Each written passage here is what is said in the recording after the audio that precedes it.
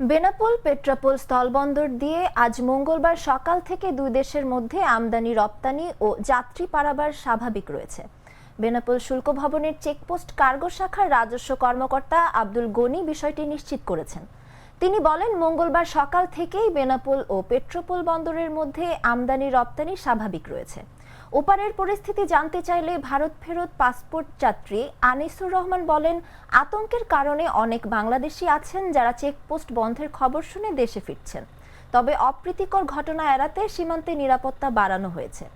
বেনাপোল আন্তর্জাতিক চেকপোস্ট ইমিগ্রেশনের ভারপ্রাপ্ত কর্মকর্তা ইমতিয়াজ আহমেদ জানান, দুই দেশের মধ্যে যাত্রী পারাবার স্বাভাবিক রয়েছে। ভারতে যাওয়ার চেয়ে আসার যাত্রী একটু বেশি।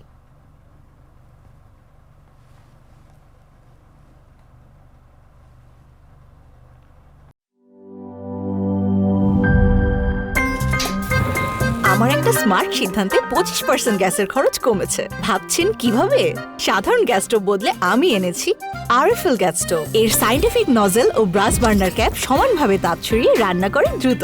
তাই গ্যাসও বাঁচায় 25%, টাকাও বাঁচে 25%। আরএফএল গ্যাস স্টোভ নিরাপদ ও গ্যাস সাশ্রয়ী।